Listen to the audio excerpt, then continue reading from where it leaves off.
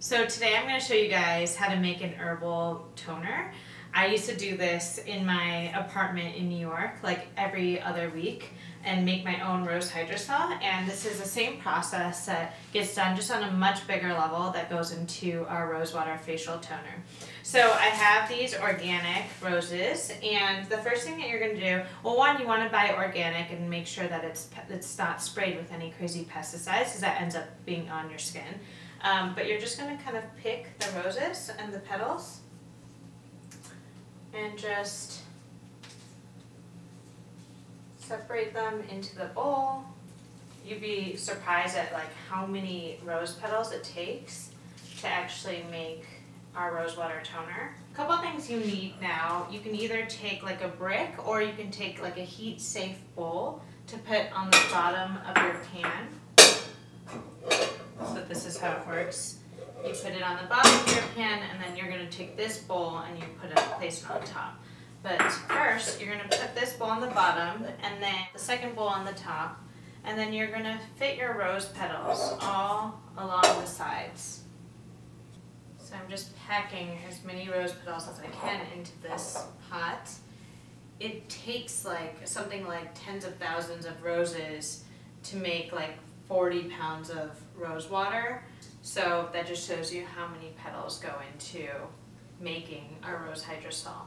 Okay, so our pot is totally packed right now, and we're going to add some distilled water so it covers around 2/3 or a little more than 2/3 of the rose petals. So I'm going to actually add some herbs too to my pot.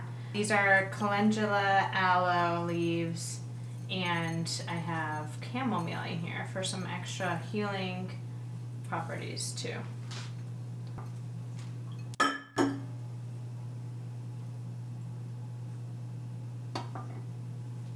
Then you're going to turn on the heat.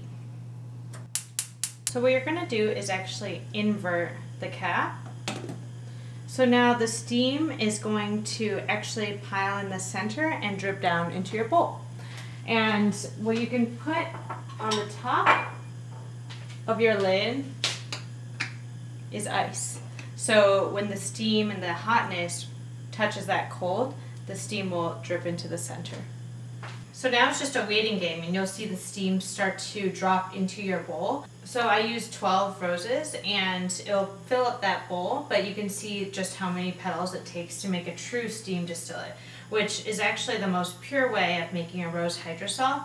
Rose hydrosol should be, and rose toner should be clear of color. It's not going to be pigmented or pink, and that's how you know it's been made in the steam distillation way, which I think is the most pure. So I've let it cool a little bit, and just be careful. You may want to wear some gloves when you get the bowl out.